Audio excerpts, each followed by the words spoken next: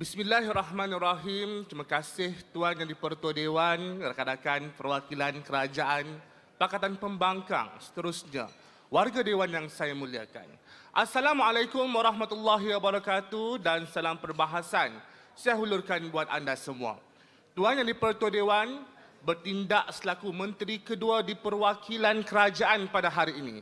Saya sentiasa seia dan sekata bersama kerajaan pada hari ini menyokong usul kesedaran pelibatan ibu bapa komuniti dan pihak swasta PIBKS dalam pendidikan bagai air besar sampan tak hanyut atas pendirian kekangan-kekangan yang wujud akhirnya menggagalkan PIBKS untuk berkongsi aspirasi sistem pendidikan milik semua. Baiklah warga Dewan yang saya muliakan. Sebelum saya meneruskan kepada sesi semak semula kepada setiap penghujahan yang dilemparkan oleh perwakilan pembangkang, hari ini saya mohon Tuan Speaker Dewan untuk saya semak keseluruhan premis pembangkang pada hari ini. Hari ini perwakilan pembangkang bersetuju untuk mengangkat aspirasi pendidikan kita, iaitu untuk memastikan agar setiap entiti pendidikan ini mementingkan pendidikan.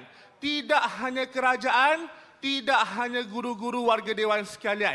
Namun sayang 1000 kali sayang, sepanjang penghujahan mereka hanya berkisahkan tentang usaha demi usaha hadirin sekalian tanpa menunjukkan adakah usaha ini disedari oleh setiap entiti pendidikan ini dan mengangkat aspirasi pendidikan untuk semua warga Dewan. Tidak, sekadar melambatkan usaha demi usaha, saya pun tak tahu usaha itu wujud ataupun tidak.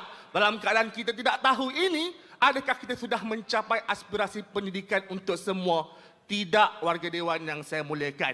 Sebab itulah sepanjang penghujahan mereka pada hari ini, mereka bertanyakan tentang bagaimanakah kriteria untuk menilai kesedaran hadirin sekalian. Saya jawab beginilah, disebabkan kesedaran ini adalah sesuatu yang bersifat subjektif. Kita tidak mahu untuk menilai kesedaran, oh ada berapa orang peratus pelajar yang terlibat, oh ini sudah cukup sedar. Ada berapa orang guru terlibat, ini sudah cukup sedar. Tidak boleh begitu. Kita perlu untuk melihat bagaimanakah capaian dan amalan yang kita lakukan usaha-usaha ini boleh meningkatkan kesedaran di mana setiap entiti turut terlibat. Sebab itu usaha-usaha mereka hanya bersifat kepada golongan-golongan tertentu. Contohnya dalam isu dadah, ada golongan agensi dadah sebagainya. Kenapa tidak ibu bapa turut sama dalam menyelesaikan masalah ini hadirin sekalian? Dalam isu ponteng pun sama hadirin sekalian. Tidak perlulah saya ceritakan keseluruhannya. Lepas ini saya cerita satu demi satu hujah-hujah mereka. Maka warga Dewan sekalian, apa yang saya boleh rumuskan di perwakilan pembangkang hari ini? Beban bukti mereka masih lagi belum mereka jawab. Mereka hanya tuntut dan bercerita tentang usaha-usaha, tapi di akhirnya adakah usaha ini meningkatkan kesedaran kita untuk memastikan dan meyakini bahawa pendidikan ini adalah untuk semua warga Dewan? Masih belum. Sila jawab Dato' Hakim selepas ini. Baiklah, sebelum saya teruskan kepada sesi pembidasan hujah, saya rindukan celahan. Dipersilakan. Yang berhormat, cadangan yang berhormat, sekiranya usaha-usaha telah pun dilakukan oleh PIBKS, adakah itu tidak cukup untuk menggambarkan kesedaran? Dato', ya, kita akui ada usaha-usaha. Tetapi kita perlu melihat pada penglibatan setiap pihak. Kalau setakat ibu bapa sahaja, sepatutnya ibu bapa ini disokong pula oleh golongan-golongan swasta. Disokong pula oleh pihak-pihak lain hadirin sekalian.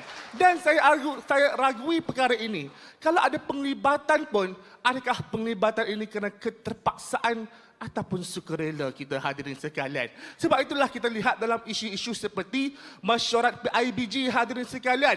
Berapa kerat sangatlah ibu bapa yang datang warga Dewan sekalian. Namun, bila mana di saat mesyuarat PIBG ini, kita sertakan dengan cabutan bertuah. Kita berikan sumbangan RM100. Penuh satu dewan warga Dewan sekalian. Sebab ada usaha-usaha yang memaksa guru-guru ibu bapa ini untuk datang. Di saat ini saya persoalkan, di mana kesedaran kita warga Dewan sekalian?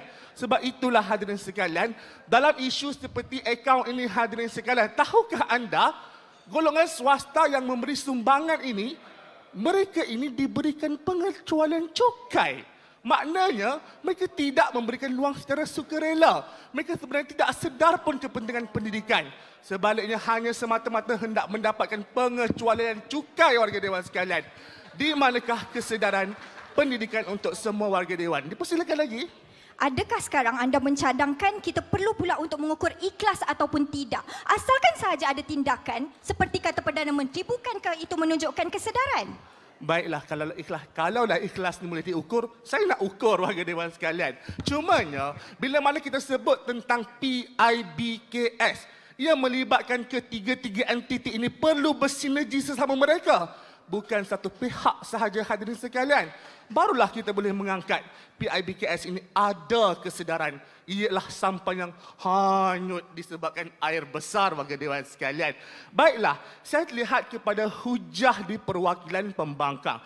Hujah yang kedua mereka bercerita soal muafakat ibu bapa warga dewan sekalian. Dalam muafakat ini, mereka banyaklah saya rasa hujah Datuk Habibah ini boleh saya konotasikan sebagai macam nasi kerabu lah kita kata kan. Ada nasinya, ada ulamnya, cantik, sedap. Namun kalau nasi tu lembik, tak sedap lah kita rasa. Kan? Inilah masalahnya.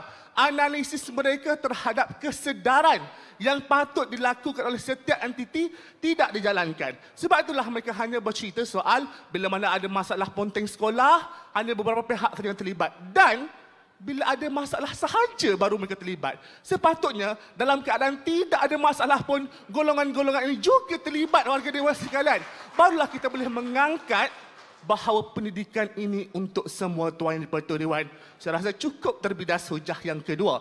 Hujah yang pertama warga dewan berkenaan dengan jaringan aktif di perkasa, pembangunan murid di perkasa, di rekayasa. Dalam hujah ini, mereka menjanjikan pembangunan murid yang direkayasa. Sayangnya di hujung penghujahan mereka hanya bercerita soal tindakan ada program keuangan. Apakah kesan kepada murid itu, hadirin sekalian? Tidak pun berlaku. Di manakah keadaan pembangunan murid di rekayasa? Tidak ada, tidak menepati janji. Kemudian hadirin sekalian, perkara ataupun cadangan program ini hanya dijalankan di Johor sahaja. Sedangkan kita ada 10,220 buah sekolah di seluruh negara. Kalaulah cadangan ini baik, kenapa tidak disebarluaskan kepada setiap negara ini agar menjalankan program yang sama? Sebab apa? Sebab tidak ada kesedaran warga dewan sekalian. Maka warga dewan sekalian, rumusannya telah pun saya tunjukkan kepada anda. Perwakilan pembangkang hari ini masih lagi gagal dalam menafikan usul kita pada hari ini. Saya masih teguh dan saksama dengan pendirian kami, kekangan-kekangan yang wujud akhirnya menggagalkan PIBKS untuk berkongsi aspirasi sistem pendidikan milik semua. Kesedaran PIBKS dalam pendidikan bagai air besar sampai tak hanyut. Mohon mencadang. Terima kasih.